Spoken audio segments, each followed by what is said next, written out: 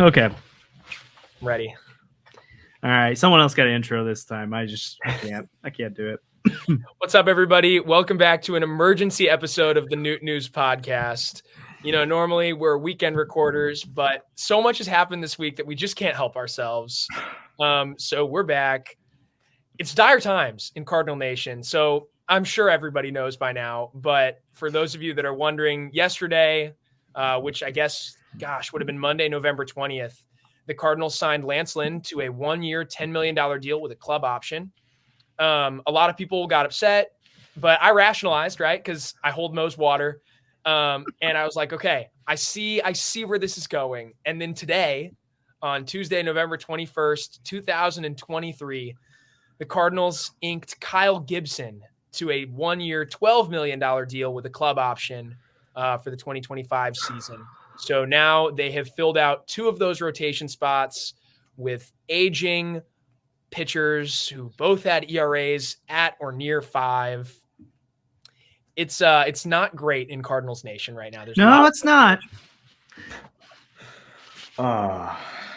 It's just yesterday I was like, oh, Lance Lynn, that's fun. He'll be our number 5 starter.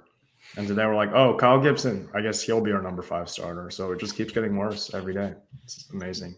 Yeah, I mean, honestly, like yesterday when they signed Lynn, I was like, at first I was like, what the heck? But then it's like, okay, a 5 starter.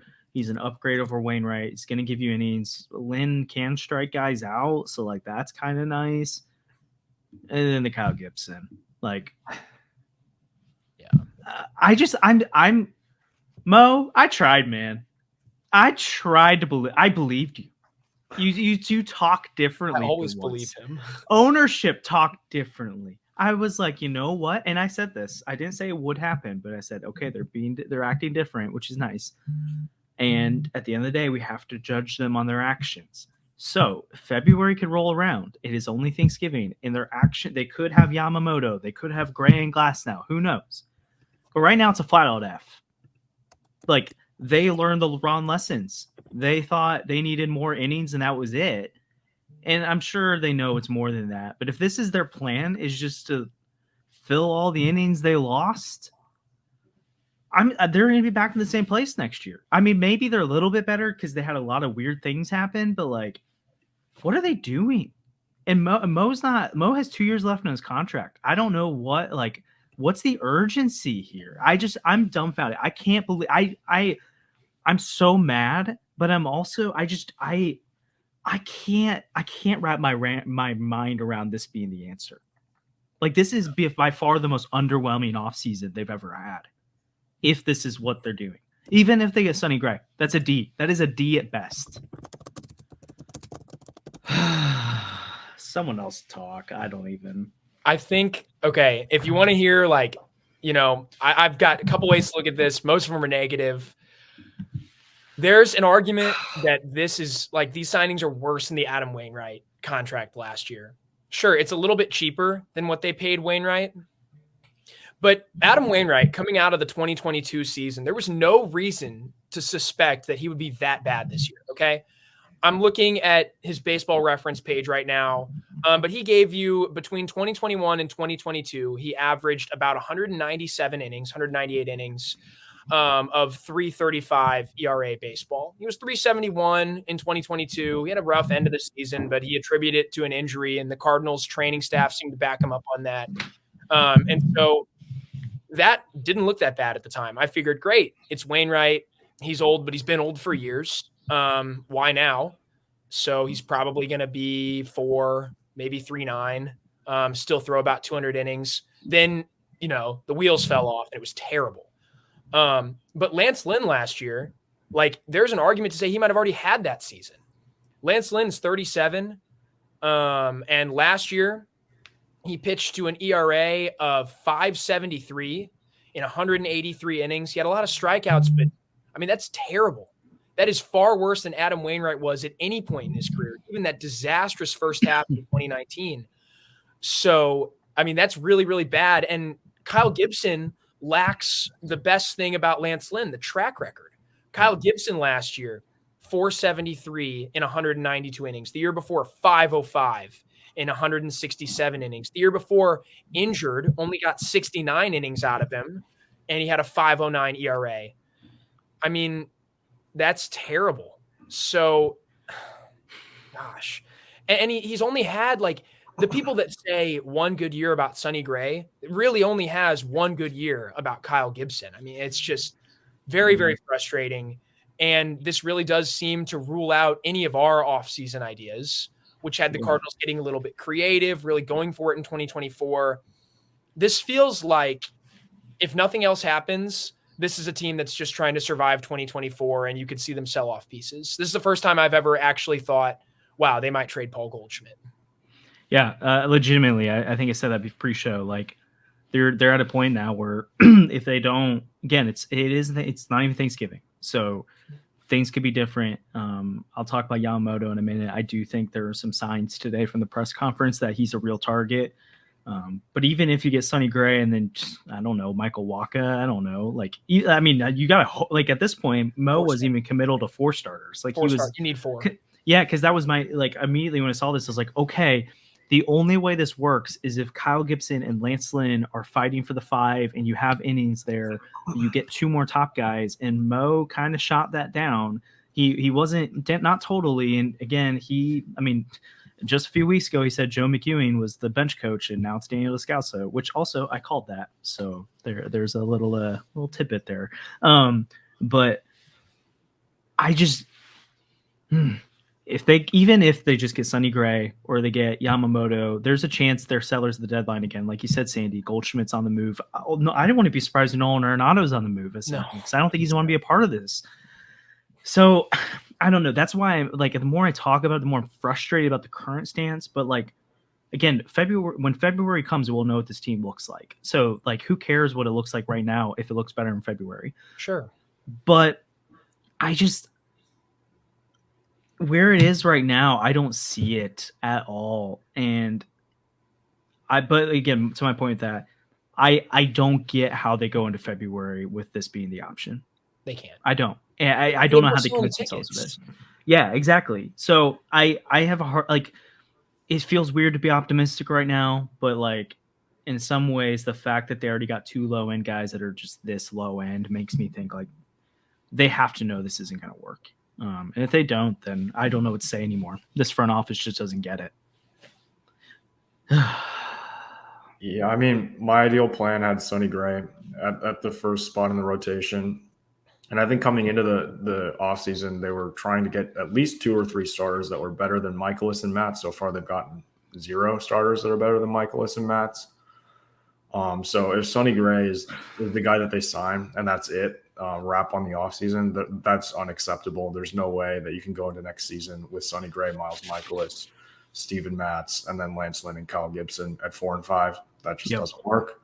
So even if they got Yamamoto, I feel like that's still a bit of a push, and they're probably at that point going to reload for 2025 with a better free agent pitching class, which is fine if they want to go out and say that, but they're not.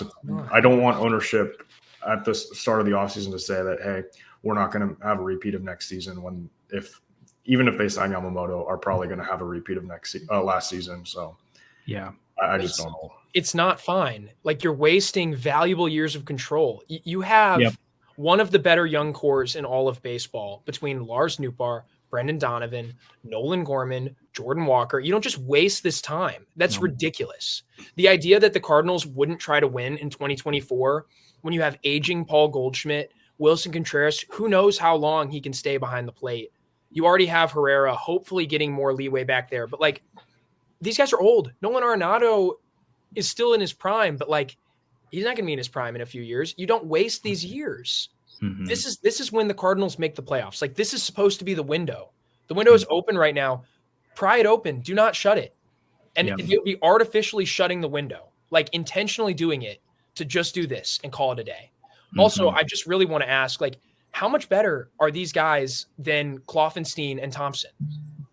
Like, in all honesty, Kloffenstein was great at AAA last year. Why not just run him out there? Because if you say it's a PR issue, the PR from this is worse. And you just wasted $22 million. That's a lot of money. And like, yeah, I'm going to say you wasted it right now because that's how it feels. The Cardinals threw $22 million at two guys who had a combined, like an average ERA of 5.26 last year. Yeah, it's ridiculous because, like, if this was 2020 or 2021 or 2019 when they had all these issues of, actually more 2020 and 2021, when they like literally didn't have enough innings to go around, where Oviedo was being pulled up from AA, was getting rocked, like that's when you make the John Lester and the J.A. Happ, because it's like you had to get those innings. They, especially at the deadline, they built out the AAA rotation. They built out the depth. You have Matthew Liberatore, you have Zach Thompson, you have Drew Braun, you have Coffenstein, you have Graceffo, you have McGreevy. Like, you have the options. So signing two guys to a 1-year deal tells me you are not confident that any of those guys can step up, or maybe you're like one of them can. So, I mean, I guess they're like, okay, we don't want Michaelis to go down or Mats to go down, and now we're relying on two of them in the rotation. But that's why you sign one of those guys. And then, again, they've shown they can make those deadline deals where they go out and get a fifth starter if they need to. So, like, I don't know why you waste all this money to do that right now. But before, we have a lot more we could just rant about, but I want to throw in two maybe more positive lines in here real quick. So from the press conference, which masterclass PR by Mo, because just really making the reporters in there feel great. But gonna just leave that to the side for a minute. He did say they haven't really explored the trade market too much yet, and that's something they're going to be doing in the coming weeks. They continue to be linked to Tyler Glasnow. They continue to be a top suitor for Dylan Cease. Like, the Mariners thing's real. The Marlins are like, they could end up with Jesus Luzardo or Dylan Cease or Tyler Glasnow. Like, again, there's other options besides just Sonny Gray and Yamamoto on the market. Oh no. Cardinals signed Wilking Rodriguez to a minor league deal with a non-roster invite. You made me so excited. You jerk. Breaking news. You jerk. I was like, Sonny Gray. No. That's amazing. Well, I saw Kyle Reese tweet something about earlier, and I was like, did they? And then didn't see anything. So, okay. There we go. So, nice. They have Wilking Rodriguez.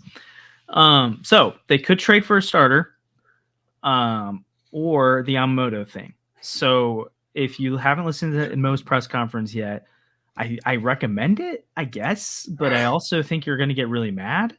So there's that.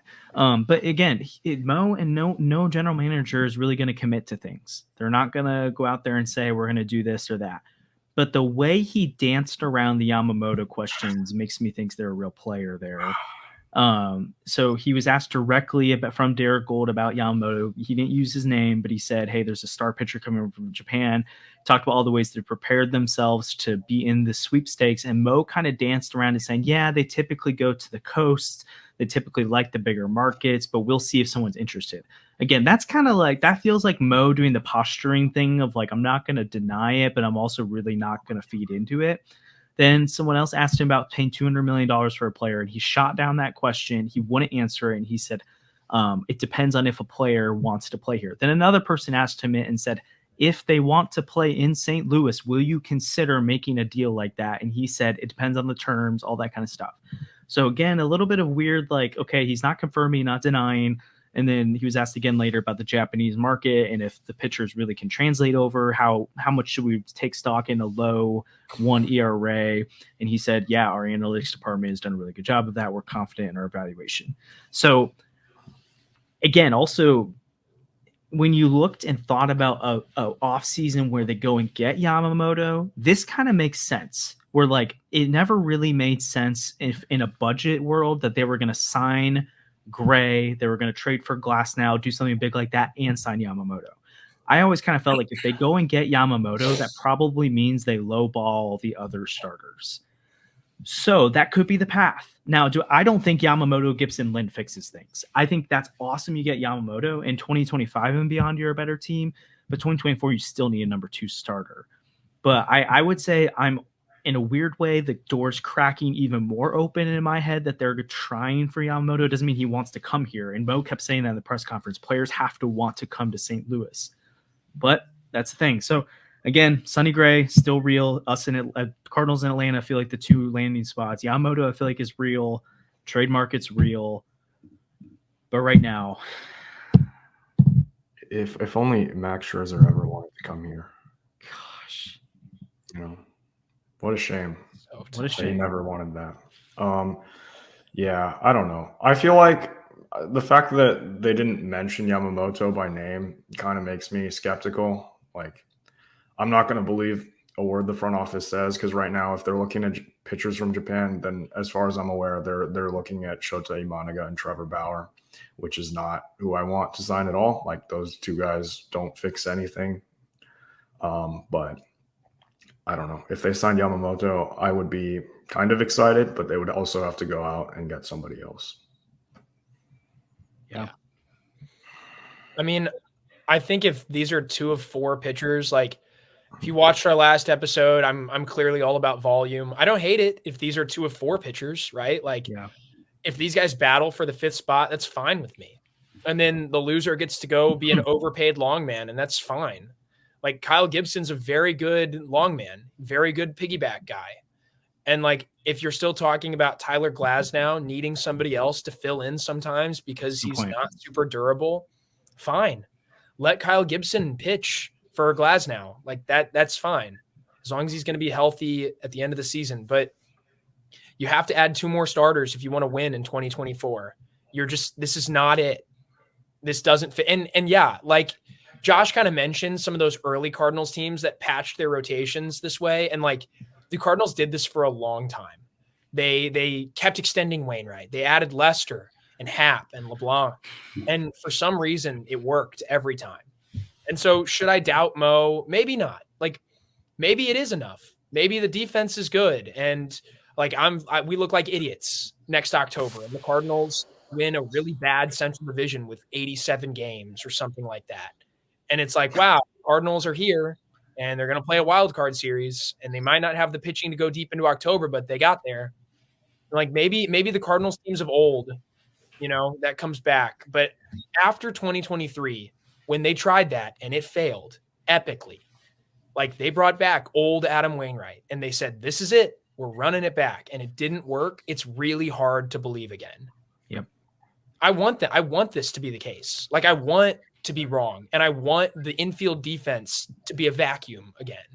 I want to see gold gloves all around the diamond. But like, what if Nolan Arenado just isn't as good defensively as he used to be? I think Mason Wynn's a big upgrade. I think Nolan Gorman takes a step forward. I think the outfield defense is better if Victor Scott plugs in. I think the Cardinals can look like the Brewers did last year, albeit minus some of that top-end pitching. Yeah. But it's really hard to believe after just how much went wrong last year. Yep. You think they just looked at the 84-win Diamondbacks? They got to the World Series with like Brandon Pfaadt as their number 3, and they're like, "Oh, okay, we can do that too." But I don't know. I mean, I'd rather have Brandon Pfaadt as my number 3 right now. Like, yeah, they at least had Zach Gallen and Kelly. Like, that was the model they needed to do. They needed to go out and get their Gallen and Kelly, but they got their Gibson and Lynn. What? It's really frustrating. I think honestly, like again, maybe sit down and there's other ways to figure out. Unless they stretch the budget a little bit, I don't know. The best case scenarios are you get Yamamoto and then you just figure it out. You get Gray and you figure it out, which that's not enough. I love Gray, but Gray, Gibson, Lynn's not enough. Or you get Gray or Glasnow. I don't think you can get both at this point. I think you can. I think you can get both of them still. Possibly. I mean, maybe they'll convince themselves they've spent all this 1-year money, so they'll take an uptick in 2024 budget and then trickle it down a little bit. Let's do some quick math real quick. Yeah. Right? The budget we worked with was $62 million. Let's pretend the Cardinals are still working with that. Yeah, that's fair. Subtract 22, you have 40 to work with. What are O'Neill and Edman put together? That's like 13. Yeah, that's 12 or 12 and a half, I think. Okay. So now if you get rid of both those guys, which is a stretch, I'm not saying the Cardinals are definitely going to do that, but I think O'Neill is gone. Yeah, O'Neill's gone. You have $52 million again. That's enough to give you Gray, Glasnow, and 2 relievers still. Like there's still money to play with. Yeah, because at that point too, you've got if you get Gray and Glass now, then unless injuries happen in spring training, you're forcing a Gibson, you're forcing a Lynn, you're forcing a Matz into the bullpen. So that could be one of your bullpen arms too. Goes that swingman argument. So yeah, that's true. There is a scenario they could do that. That's the other thing too. Like when we're doing these off seasons, back in my mind, I'm kind of like, when does Mo make that many moves? Like he's usually kind of like I make 3 or 4 moves. So like that's another thing too. It's gonna be out of character for the front office if they like make 5 or 6 different acquisitions, trades, free agents. But I mean, I do think there's a scenario where they sign a guy and they trade for Glass now.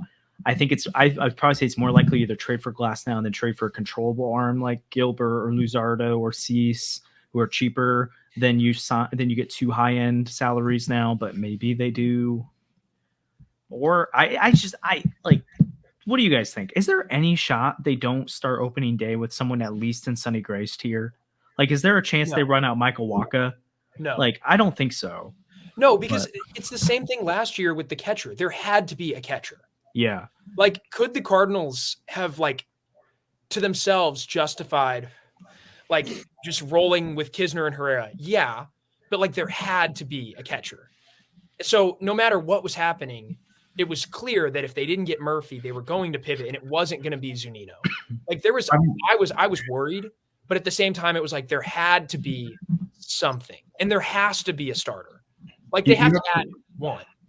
They need to add about, like, ticket pricing too, right? And like they want to sell more tickets. And I don't think Lance Lynn or Kyle Gibson sells any tickets. No. I'm not going to games to watch them play. And I don't think Sonny Gray really does that either. So like if you're not going after a Yamamoto or Blake Snell, yeah, I know you're going to buy a jersey, but I don't think most Cardinal fans are buying a Sonny Gray jersey when it comes out. But like Yamamoto, I feel like is the only guy with Blake Snell. Even I don't think Blake Snell is a great fit here. I guess you just got all those innings out of the way. Yeah, I would say Blake Snell makes more sense now. I don't like that though. Like, yeah, I mean, it depends on like there was a one point. I feel like when we talked early on about contracts, like you were thinking, like it seemed like Snell. It was Yamamoto, Snell. Like Snell was going to get the second most money. He's potentially going to get 6-7 years. He's potentially going to get 30 million. Now it feels like it's like the 5-year 26 million, 27 million range, 25. Like that's not bad for a guy with that much talent. I prefer Yamamoto. I probably prefer Gray. I prefer Gray. I much prefer Gray. But I mean, I would get it. And honestly, in some ways, like I heard Ben Fredrickson talking about this the other day. That was a good point. That you can't, or maybe it was Derek Gould. I think he's like, you can't get mad at them for signing Blake Snell when we also have been saying you finally need to go get a guy with strikeout stuff and is a difference maker. So it's like, I mean, I do think just because you need that doesn't mean you revert too much to the side of the pendulum. But like, I can't be upset if they went and got Snell. But I just would rather than. I mean, if they got Blake Snell, like I would like watching him pitch in St. Louis. I mean, I can't say that I wouldn't. I don't know. I think this tells you that either the Cardinals. Okay, so assuming they still want to win in 2024, like I'm throwing rebuild out the window. I don't think they can rebuild. Which at the GM meetings, Derek Gould asked Mozeliak if there's a scenario. He said there's no scenario. Yeah, so they can't. They just can't. It doesn't work. The windows don't line up. We don't have enough young raw talent. We have too much developed talent. It doesn't work. Yep. But so assuming that's out the window, either they really believe in this offense coming alive, either they think like, wow, the Cardinals are going to score 6 runs a game and they're going to slug and they're going to get on base. And so all you need to do is get the run prevention under control. You don't have to dominate, but it has to be better than last year where you could give up 12 on a given night and lose 12-8. Like you need to be able to win 8-6 or they just don't believe in that upper level depth, which doesn't make any sense to me because Robersa and Kloffenstein in particular were so good down the stretch with Memphis. Like they were really, really good to the people that like got a chance to watch them, like eye-opening stuff, especially out of Robersa, who seems to be ahead of schedule. Like how much worse is Robersa plus Kloffenstein than Kyle Gibson? Be honest. Like how much worse is that pitcher? Yeah, I don't get why they went out and spent, what was it, $22 million with 2 $1 million buyouts in 2025, which is ridiculous. I don't know why you gave that in the contract. But, I mean, I guess if they pitch well, but I don't think they will with the track record. But, You can go out. You can go to the Angels, get Griffin Canning for nothing, and then you can go to the Mets. You can get Jose Quintana for nothing, and then you can patch those last two rotation spots with internal options and guys who maybe don't eat as many innings, but also don't cost that much money. Like I really don't get it. Yeah, I could also see like they could do Shane Bieber. Like that helps. That's like a 3-starter to me, but it's better than Michaelis. I think people are a little low on Bieber. Like I think we're really low on Bieber. Yeah, I mean, like you have some people like Jim Bowden who still think he's an ace, which I'm like, all right, yeah, no. But I don't think he's bad. Could Bieber come here though and like return to form and be awesome?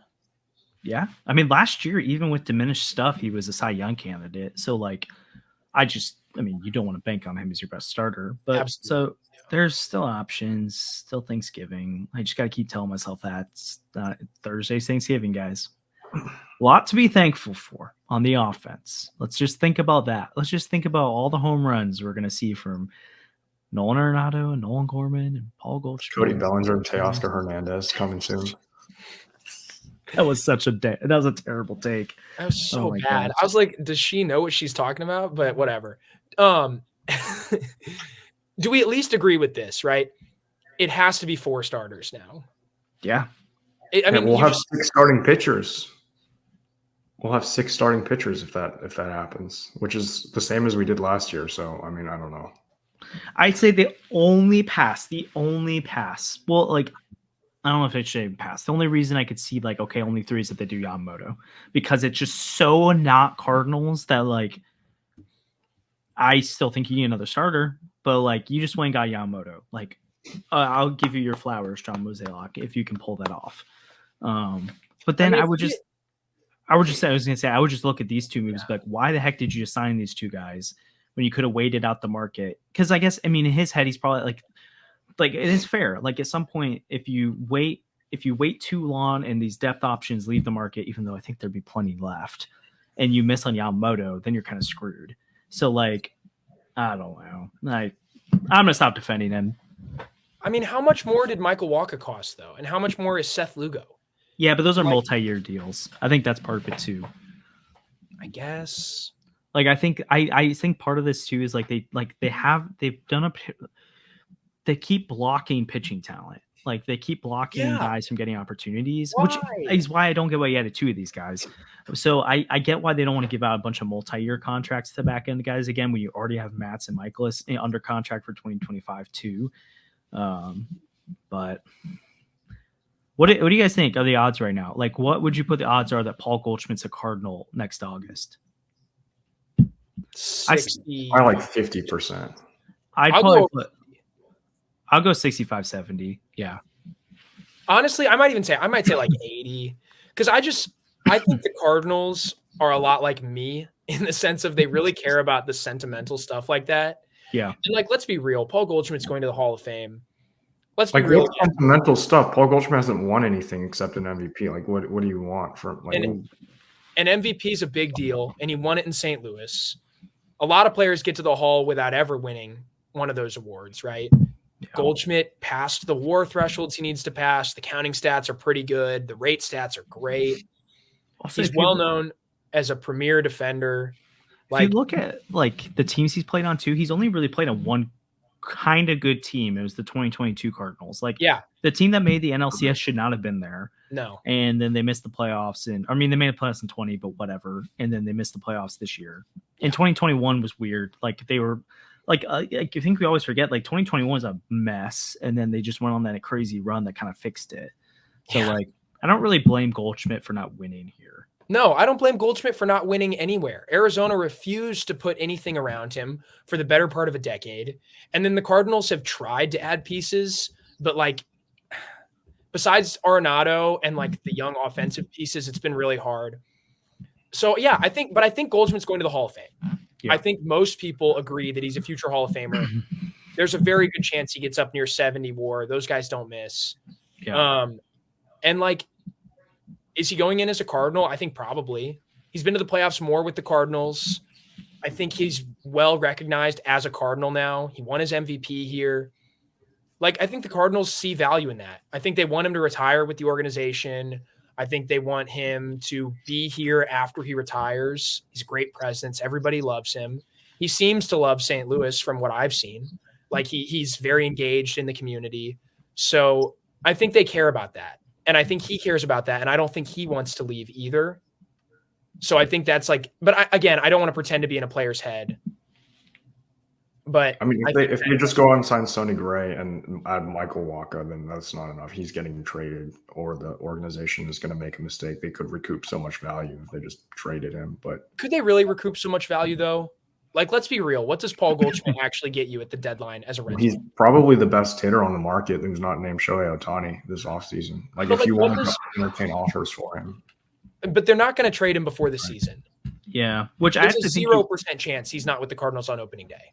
It's always a weird game to play waiting till the deadline, but there are some times where you wait till the deadline and you get even more than you would in the offseason because someone's so desperate to add an ace. I feel like that happens with pitching more, but like even like if Goldschmidt's far and away the best bat on the market and there's a team that wants to make the World Series push, like you could potentially get a top 20 prospect in baseball because someone's desperate. Like I just like really don't see it. I don't see it either. Yeah, I don't see it happening, but like I like if you wait till the deadline, maybe. But even like Nolan Arenado, like I don't think you get a ton for him either because the contract's really big. He's fairly paid. He's not on a bargain. Yeah. So and also one more thing with Goldschmidt. If Goldschmidt's far and away the best bat on the market, this is a market that probably includes Juan Soto. This is a market that includes a lot of really good players. Then the Cardinals are probably really good. Like I think if Goldschmidt has another like serious all-star MVP caliber season, like the Cardinals are probably, if not really good, they are not as bad as they were last year. Mm-hmm. And then they're not trading him. Yeah, because at this point too, like, I mean, again, we're assuming they're going to add Sonny Gray or someone like that at least. And then I would be pretty confident Steven Matz is a better pitcher. Like he sneakily could be worthy of being a number 3 starter this year. Miles Michaelis, again, he's had good seasons, so I just don't think he's gonna be that bad again. And then you get innings on the back end, the bullpen's hopefully a little bit better, and then I do think the offense underachieved the second half. Like I could see the path to already being in the 80 wins category, and that I mean, like it was I think the NL is better going into 2024, but like people said that this year, that pretty much they gifted the spots to the Mets, the Padres, and the Cardinals, but they all fell off. But I mean. Again, what was it? 84 wins the Pirates made it on, or Diamondbacks made it on. So like, you don't really even have to hit 90 wins to get a wild card. So maybe that's what they're doing. But I just think the Cubs are going to be better. I think Diamondbacks will be back. Dodgers will be better. I think the Giants will be better. Obviously the Brewers fall off. The Phillies, the Braves. I think the Mets will be better. I think the Padres will be better. Like, yeah, I don't know. But I think you just have to win the division and like. I don't know. I'm talking like Mo right now, but Steven Matz, listen to this. In the last 3 seasons, Matz has thrown 300 innings and his FIP is 378. Like 2021, 150 innings, 378. 2022, 50 innings. Everyone thought he sucked, but 379. And then this year it was 375 in 100 plus. So like, for all of the hoopla and talk about him, he needs to be in the bullpen, like he's terrible. Matz is fine. Matz is doing everything the Cardinals paid him $11 million to do. Like, is he a 3? Maybe. Do the Cardinals enter this year with a 2, 3 threes, and a 4? Like, is that fine? It might win some games. And the old teams did it, and it worked. You know?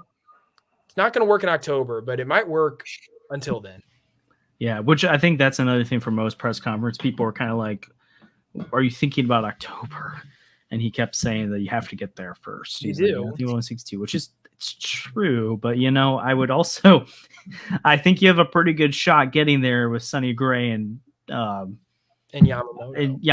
at the top, or Sonny Gray and Tyler Glasnow at the top of your rotation, not freaking Kyle Gibson and Lance Lynn. But that's just me. It's just me. Lance Lynn's just like the rest of this team in the sense of like he has a good track record, had a terrible 2023 season. So I mean, if you're counting on bounce backs for everybody else, you might as well throw him in that basket too. Yeah, I mean They couldn't last 10 minutes without someone from the 2011 roster on the team, so I guess you had to bring it back. So I don't know. And Descalso's back, so Getting the old gang back together. I do think Mo said shouldn't bank on this being what helps you, but Lance Lynn with a chip on his shoulder, I think that kind of guy pitches pretty well. I think Kyle Gibson's fine. So yeah, I think it's fine. I think they're better than the guys that were in those spots last year. Like Kyle Gibson is more exciting to me than Dakota Hudson. And Lance Lynn is more exciting to me than Woodford Waino. Not more exciting at the time. Waino, I thought, would be fine. But the two of them put together and what they did, yeah, Lance Lynn will be better than that. He's not going to run a 7.70 ERA. Yeah. I guess the one thing that's kind of I don't know about is that outside of Wainwright, is Gibson and Lynn, one of them I think is more dependable than Woodford, Hudson, all that kind of stuff. But the two of them for $20 million, is that really that much better than bringing back Hudson and Woodford at $4 million combined? Honestly, if they're thinking of that kind of depth thing, I would rather them not non-tender those two, kept them and signed one of these guys. But again, especially when you have Coffenstein, Rom, Liberatore, Graceffo, Thompson, you just have all these fifth options. There are so many back of the rotation arms crowded at the top of the minor league system, and it doesn't look like they want to trade them right now. You just acquired a ton. If you're not going to try it out, I don't know. I don't know why they block the pitching. I don't know why they always seem to block the prospects. This is such a St. Louis thing to do in the sense of you have a guy that's ready and then you refuse to play him. Gentlemen, where's the sound? Oh, wait, that's so short. Paul Dunn is nearing a deal with the Chicago White Sox. You guys get me so excited, and then it's like that. That's so annoying. Oh, no. Is that really better than Tim Anderson? Last year it was. Hey, I don't think they're trying to be good. So, okay. Dylan Cease, St. Louis? No, just give me Sonny Gray. Just let me be happy. How about both? Also, I'm kind of that Wilkin Rodriguez. It was kind of a meme earlier, but I kind of like that he's on a minor league contract because, he's got the stuff to be a bullpen arm if they want it. So it's nice that they just I like when they shoot those darts at really cheap contracts for reliever, because if it doesn't work out, whatever, you wasted a minor league contract on him rather than 1 year. I still would be good with 1 year, $8 million toward a guy, but that eats into the money they need to use still. So I like that they got a really cheap option like that if needed. So I'm more inclined at this point to say figure it out in the bullpen and sign 2 more starters or trade. 1,000%. I don't really care what they do to the bullpen now. I don't know. I just think I really do. I will say this. I think if you replay the 2023 season, give the Cards the exact same roster, let's just go back in time. I think 95% of the time it's better. I really do think the 2023 Cardinals hit a bottom 5 percentile outcome. I don't think most people would argue with that. I think in a normal season, Gorman's not hurt. Donovan his season doesn't end in July. Nootbaar gets to play more games. O'Neill, who's always hurt, isn't quite that hurt. The injuries they had, Matt's, his season getting interrupted and then ending, and Romero's season ending early when he looked so good. Helsley missing every single bit of the season until September. I think it's better than that 95% of the time. Yeah. Just, I guess the question is how much better is it most of the time? Is it a mid 80s win team? Is it a low 80s win team? Is it a high 80s win team? I think it's a mid to high 80s win team most of the time. I think your 50th percentile outcome was probably 86 wins. I think you're probably right, especially if it's under the assumption then they probably add at the deadlines. They're not trading away Montgomery and guys. Maybe they're a little bit better in that case then. Yeah. Maybe that team wins even more games. I just think I think with the certainties they had a 95th percentile outcome. I think I maybe saying the pitching though, they had a 99 or 100 percentile outcome of how bad it could have been, but I also don't know how many scenarios you get Jack Flaherty and Michaelis and Matz and Montgomery and Wainwright all giving them what they needed, or even three of them. Like they really just got Montgomery. Yeah, you just I mean, even if you got two or three, yeah, that's true. So maybe like half the time it works out with the pitching. Yeah, and the offense I think is better 99% of the time. Yeah, that one I'm like we're so fluky.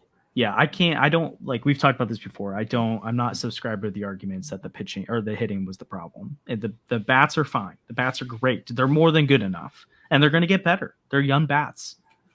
So, yeah. Anything else, guys? I don't know. I mean, they're building a 6-man rotation to sign Shohei Ohtani. And the reason that we haven't heard anything about it is because Shohei Ohtani doesn't want anyone to know when he meets with teams. Mozeliak works in the dark. He does work in the dark. So we'll see. I'm guessing by the time we talk next, there'll be more news. But next time we'll be talking to Trevor Rosenthal. So you guys can look forward to that. He's coming back. We're re-signing him. That we'll announce on the podcast. Trevor Rosenthal's back. And they're actually going to finally going to let him start too. He's going to be the 7th man in the rotation. How legit would that be though? That'd be so That would be so fun. Well, I mean, hey, if they sign Sonny Gray this week, okay, there will be an emergency Sonny Gray. I can promise that. Yeah, even if it's just Sandy, we'll pull it off. It will just be me. I will talk for 40 minutes about how excited I am and how quickly I'll buy my Sonny Gray jersey. Our Lids affiliate link in the description below. Yeah, but City Connect jerseys coming this year, so you can get your Lance Lynn or Kyle Gibson one if you want. I'm sure they'll be on clearance the second they even start. But anyways. Hey, you know what? I'll buy a Lance Lynn jersey if he's any good in the first half. Like, why not? Why not? I'll wear some Lance Lynn. Keep your old one from like 2015. Yeah. Throwback. Oh, man.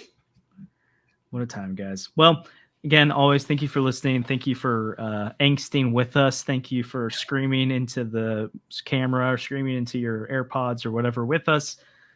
Again, let's end on a nice note. It is only Thanksgiving. Not even yet. We're almost there. Mozeliak kept. I don't think Yamamoto celebrates Thanksgiving because he's from Japan, and that's not really a thing over there. So nice. He might just sign on Thanksgiving. It's true. Never know. So there's still time. And Mozeliak kept saying this is just the beginning. There's a lot of offseason left. There are more moves to come. What are those moves going to be? Well, we're going to be here for that. So stop it, Andrew. No. Here, last thing. Like, just give me – you don't have to explain it all. Just give me a number. How many more transactions, like real moves, will the Cardinals make? I'll count both these as real moves. So how many more? I'll say 3 more. I think 4. 4. Okay. 2 starters, 2 relievers. Yeah. Which I think Wilkin Rodriguez. So that's you could. That's not a real move. That's a minor league deal. Yeah, but I think that they shoot a shot like that because they're hoping he can make the bullpen. So I think if they keep doing small things like that too, I think it's really 3 guys on major league contracts. They might do some more small darts like Jordan Hicks is our 3rd starter. Oh boy. All right. Anyways, well, thanks again, guys.